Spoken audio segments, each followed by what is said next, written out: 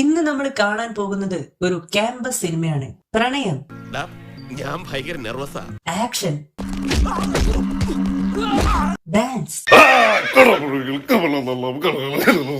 അങ്ങനെ എല്ലാം കൂടിക്കലർന്ന ഒരു ഫീൽ ഗുഡ് സർവൈവൽ ത്രില്ലർ. അത്രയ്ക്ക് വലിയ ആഡംബരമൊന്നും വേണ്ട. ക്യാമ്പസിൽ പ്രശ്നങ്ങൾ ഉണ്ടാകുമ്പോൾ അതൊക്കെ പരിഹരിക്കാൻ ഓടിയെത്തുന്ന ഒരാളുണ്ട്. അയാളാണ് നമ്മുടെ കഥയിലെ നായകൻ, ഹോസ്റ്റൽ വാർഡൻ അപ്പേട്ടൻ.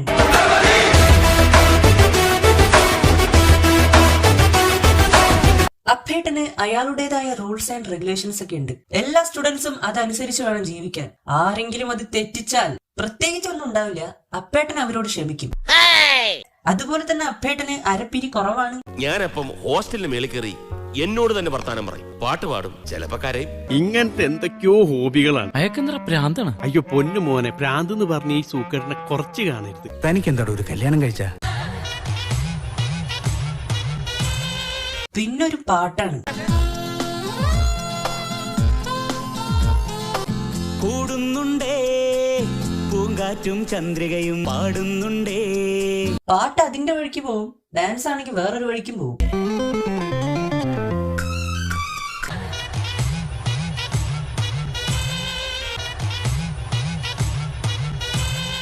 സത്യത്തിൽ എന്താണ് ഇവർ ഉദ്ദേശിക്കുന്നത്?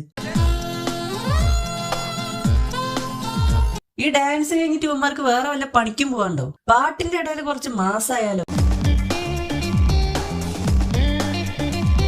എന്തൊക്കെയാണ് നടക്കുന്നേ? എന്തൊക്കെയാ? പാട്ടിന്റെ ഡാൻസിന്റെ ഒക്കെ ഇടയിൽ നമ്മുടെ അപ്പേട്ടന്റെ പിള്ളേര് ലേഡീസ് ഹോസ്റ്റലിൽ കയറി അവിടുത്തെ റൂമിന്റെ ഡോറിലൊക്കെ ഓരോന്ന് എഴുതി വെക്കും. കാര്യം ഗുരുതരമായി പ്രിൻസിപ്പൾ ഈ ചെക്കന്മാരുടെ പേരിൽ ആക്ഷൻ എടുക്കാൻ തീരുമാനിക്കും. അപ്പോഴാണ് നമ്മുടെ രക്ഷകന്റെ വരവ്. കുട്ടി ഇരുട്ടത് കണ്ട് ഞങ്ങളെ തന്നെയാണെന്ന് എന്താ ഉറപ്പ്?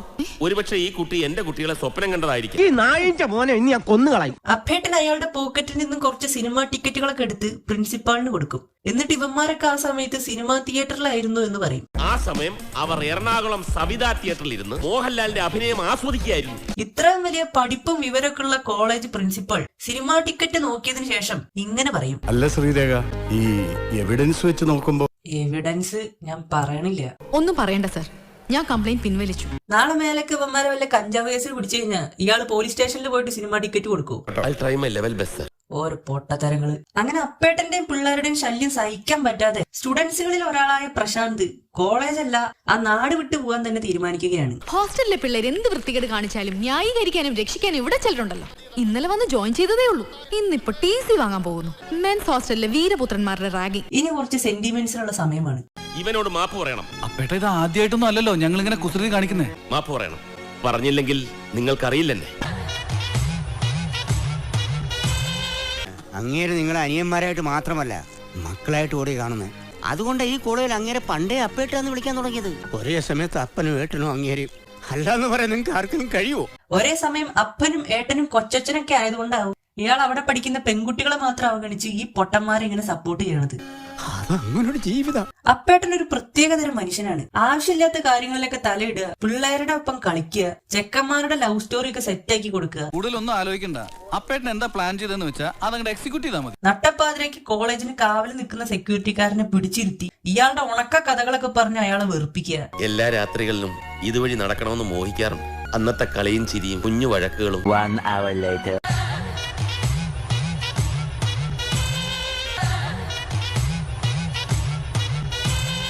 അതൊക്കെയാണ് അപ്പേട്ടന്റെ ഹോബി. ഇനി കുറച്ച് മാസാവാം. എല്ലാത്തിനും മാപ്പ്. ഓ ഇജാതി ട്രാൻസ്ഫർമേഷൻ. എല്ലാത്തിനും മാപ്പ്.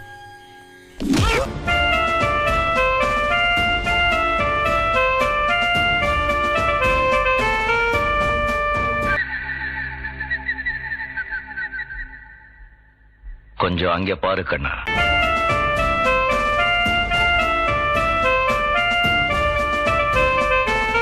ഇനി കുറച്ച് എലക്ഷൻ സീനുകളൊക്കെ കുത്തികയറ്റാം. എലക്ഷനൊക്കെ ഇല്ലാതെ എന്ത് കോളേജ്? നീലക്കടലിന് നീലിമയേകിയ നീലക്കൊടിയുടെ വീറോടെ തീപ്പന്തങ്ങളുടെ ചൂടോടെ ഇതാ വരുന്നു KSPI സിന്ദാബാദ്. പിടിച്ചോ. പ്രചരണം ഇല്ലെങ്കിൽ കൂടി ആ പാർട്ടി ജയിക്കും. പക്ഷെ ഇത് ഈ മുദ്രാവാക്യം വിളിച്ചാൽ കൺഫേം ആണ് ആ പാർട്ടി തോക്കും. തീപ്പന്തങ്ങളുടെ ചൂടോടെ ഒന്ന് പോടോ. 2011 our students union chairman Mr. K. Srikanth final BCom. Oh cute dance. Ladies ഹോസ്റ്റലിന്റെ വാർഡനായ ശ്രീരേഖ ടീച്ചർ അവരുടെ ഹോസ്റ്റലിൽ എന്തോ ഒരു പരിപാടി സംഘടിപ്പിക്കാൻ പോവുകയാണ്. ആ പരിപാടി കുളമാക്കാൻ വേണ്ടി നമ്മുടെ അഭേട്ടനും പിള്ളേരും മെൻസ് ഹോസ്റ്റലിലേക്ക് പൃഥ്വിരാജിനെ ഗസ്റ്റ് ആയിട്ട് കൊണ്ടുവരാൻ പ്ലാൻ ചെയ്യും. അക്കാലത്ത് പൊടിപ്പിള്ളേരായ ഇന്ദ്രനെയും രാജുവിനെയും ഞാൻ ഒരുപാട് എടുത്തുകൊണ്ട് നടന്നിട്ടുണ്ട്. ഈ ഉദ്ഘാടന പ്രസംഗത്തിനായി ഞാൻ എന്റെ പ്രിയപ്പെട്ട രാജുവിനെ ക്ഷണിച്ചുകൊള്ളുന്നു. മാന്യ വിദ്യാർത്ഥി സുഹൃത്തുക്കളെ, അപ്പേട്ടൻ പറഞ്ഞ് ഞാൻ കേട്ടിട്ടുണ്ട്. ഇയാളാണുണ്ടോ പൃഥ്വിരാജ്? ഇതാണ് പൃഥ്വിരാജിന്റെ ശബ്ദം. ഇത്രയും അച്ചടക്ക ബോധമുള്ള ഒരു ഹോസ്റ്റൽ. ഇത് കേട്ടിട്ട് നിങ്ങൾക്ക് പൃഥ്വിരാജിന്റെ സൗണ്ട് പോലെ തോന്നുന്നുണ്ടെങ്കിൽ നിങ്ങളുടെ ചെവി ഡോക്ടറെ കാണിക്കാനുള്ള സമയമായിന്ന് എനിക്ക് പറയുള്ളൂ. ഇനി ഞാൻ അധികം ദീർഘിപ്പിക്കുന്നില്ല. ഇത് കേട്ടിട്ട് ആൾക്കാരൊക്കെ ഓടിക്കൂടി ഇത്ര പൃഥ്വിരാജിനെ കാണാൻ. അപ്പേട്ടന്റെ ഈ നല്ല ഹോസ്റ്റലിനെ കുറിച്ച് ഞാൻ മമ്മൂക്കയോടും ലാലേട്ടനോടും പറഞ്ഞിട്ടുണ്ട്.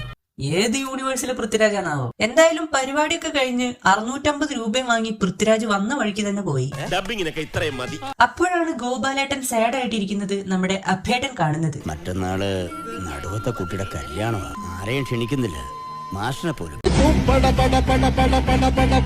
Flash back. ഒരേ സമയത്ത് അപ്പനും ഏട്ടനും അങ്ങേരും തിരിച്ചൊന്നും പ്രതീക്ഷിച്ചല്ല. ആ മനുഷ്യന് പിണക്കരുത് മക്കൾ. ആരെയും ക്ഷണിക്കുന്നില്ല, മാഷിനെ പോലും. ബന്ധുക്കൾ ഉൾപ്പെടെ ആകെ 50 പേരെ ക്ഷണിച്ചിട്ടുള്ളൂ. എന്നാലും കല്യാണത്തിന് ക്ഷണിക്കായിരുന്നു. എന്തിനാ അപ്പേട്ട അങ്ങനെ വിളിക്കാൻ നിക്കണ്? അപ്പേട്ട അയാൾക്ക് നിങ്ങളെ വിളിക്കാൻ താല്പര്യമില്ല, അതുകൊണ്ടാണ് അയാൾ വിളിക്കാത്തത്. അത്രേ ഉള്ളൂ. ഗോപാലേട്ടന്റെ ഏറ്റവും അടുത്ത 50 പേരിൽ ഞാൻ വരില്ല അല്ലേ? ഇയാളെന്താ ചോറ് കാണാതെ കിടക്കുകയാണോ? അങ്ങനെ ഗോപാലേട്ടന്റെ മകളുടെ കല്യാണമായി നോക്കുമ്പോഴെന്താ അപ്പേട്ടനും പിള്ളേരും വാഴപ്പഴവും ചെമ്പും കലവും ഉരുളിയൊക്കെ ആയിട്ട് ദാ വരുന്നു. നിങ്ങളെ ഒരാൾ കല്യാണം വിളിച്ചില്ലെങ്കിൽ നിങ്ങൾ എന്താ ചെയ്യാ? അതിന് പൂവില്ല. പക്ഷെ ഇവിടെ ഒരാൾ ട്രാവലറൊക്കെ വിളിച്ച് ചെമ്പൊക്കെ ആയിട്ട് വന്നിരിക്കാണ്. ഞങ്ങളെ ക്ഷണിക്കാത്ത കല്യാണം ഞങ്ങൾ കൊളമാക്കും. ക്ഷണിക്കാത്ത കല്യാണത്തിന് വന്നത് പിന്നെ ഞാൻ പോട്ടേന്ന് വെക്കും. പക്ഷെ ഈ ചെമ്പ് ഉരുളിയൊക്കെ ആയിട്ടാണ് നമ്മുടെ അപ്പേട്ടനും പിള്ളേരും കല്യാണത്തിന് വന്നിരിക്കുന്നത്. ഇതൊന്നും ഇപ്പൊ ഗോപാലേട്ടൻ മേടിച്ചിട്ടില്ലേ? അതങ്ങനൊരു ജീവിതം. ചെമ്പ്, മത്തങ്ങ, കസേര, പാത്രം, പടവലങ്ങ ഇതൊക്കെ അപ്പേട്ടനും പിള്ളേരുമാണ് കൊണ്ടുവന്നത്. അപ്പൊ അപ്പേട്ടൻ വന്നിട്ടില്ലായിരുന്നെങ്കിൽ ഇയാള് കല്യാണം കൂടാൻ വന്നവർക്ക് എന്താ കൊടുക്കുക? മണ്ണപ്പോ? അതങ്ങനൊരു ജീവിതം. പന്തല് വരെ അപ്പേട്ടൻ കൊണ്ടുവന്നിട്ടുണ്ട്. കല്യാണം ജോറാക്കാനും കല്യാണം കൂടാൻ വന്നവരെ വെറുപ്പിക്കാനും വേണ്ടി അപ്പേട്ടന്റെ വക ഒരു പാട്ട്.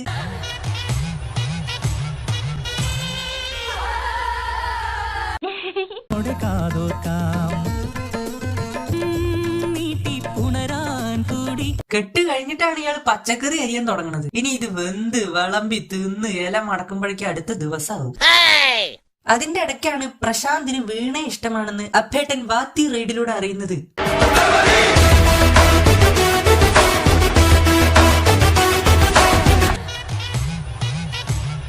എന്നിട്ട് പ്രശാന്തിന്റെ ലവ് സെറ്റാക്കാൻ വേണ്ടി അപ്പേട്ടൻ കുറച്ച് ടിപ്സ് ഒക്കെ അങ്ങോട്ട് വാരി വെതറും. ഒരു പെൺകുട്ടിക്ക് ഒരാളോട് സ്നേഹമോ സൗഹൃദമോ ഉണ്ടെങ്കിൽ അവൾ വെറുതെയെങ്കിലും അയാളെ ഒന്ന് നോക്കും, ശ്രദ്ധിക്കും.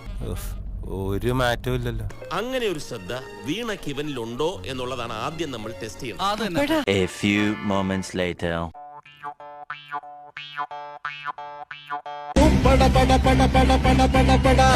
അപ്പോ ഫസ്റ്റ് സ്റ്റെപ്പ് ഓക്കെ.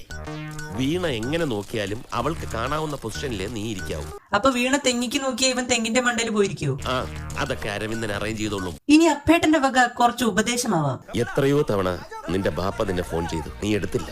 ഇതിനു മാത്രം എന്ത് തെറ്റാ മനുഷ്യൻ നിന്നോട് ചെയ്തത്? ഞാൻ ബാപ്പയുടെ പിണങ്ങിയിട്ടില്ല അപ്പേട്ട. ഈ ക്യാമ്പസിൽ വന്നേ പിന്നെ ഫ്രണ്ട്സ് അപ്പേട്ട. അതുകൊണ്ടാ അതുകൊണ്ടാ അതുകൊണ്ടാ അപ്പേട്ട. അതുകൊണ്ട് അപ്പേട്ട. അതുകൊണ്ടാ അതുകൊണ്ടാ അതുകൊണ്ടാ. ഏതുകൊണ്ടാന്ന് എന്റെ ഒന്നുമില്ല. അപ്പേട്ടന്റെ ബ്രോക്കർ പണി ശ്രീരേഖ ടീച്ചർക്ക് ഇഷ്ടമാവില്ല. അവിടെയാണ് ട്വിസ്റ്റ്. പ്രശാന്തിനെ പോലൊരു കുട്ടി നിങ്ങളുടെ ജീവിതത്തിൽ ഉണ്ടായിരുന്നു. UP സ്കൂളിൽ, ഹൈസ്കൂളിൽ, കോളേജിലുമൊക്കെ. അതാരാണെന്ന് നിങ്ങൾക്കറിയോ? വേറെ ആര്? ഈ അപ്പേട്ടൻ തന്നെ. ഇയാൾക്ക് സ്വന്തം പ്രണയകഥ റെഡിയാക്കാൻ കഴിയില്ല. എന്നിട്ടാണ് ഇയാൾ മറ്റുള്ളവരുടെ ലവ് റെഡിയാക്കാൻ ടിപ്സ് ഒക്കെ കൊടുക്കുന്നത്. അതങ്ങനൊരു ജീവിതം. അങ്ങനെ ഒടുക്കം വീണയും പ്രശാന്തും ഒന്നിക്കുകയാണ്. അഭേട്ടന്റെ സ്നേഹം ശ്രീരേഖ ടീച്ചറും തിരിച്ചറിയുന്നു. അത് തിരിച്ചറിഞ്ഞ ശ്രീരേഖ ടീച്ചർ അവരുടെ പിരിഞ്ഞുപോയ ഭർത്താവിനെ വിളിച്ചു വരുത്തി വേഗം അവിടുന്ന് സ്ഥലം വിടും. വീണയുടെ ആരാ ഇവിടെ നിന്ന് കാത്തിക്കാൻ പറഞ്ഞു? എനിക്കാണെങ്കിൽ ആ കൂടെ ചമ്മലാവുക. ശരി, നീ നിന്റെ ടീച്ചറെ വിളിക്കും.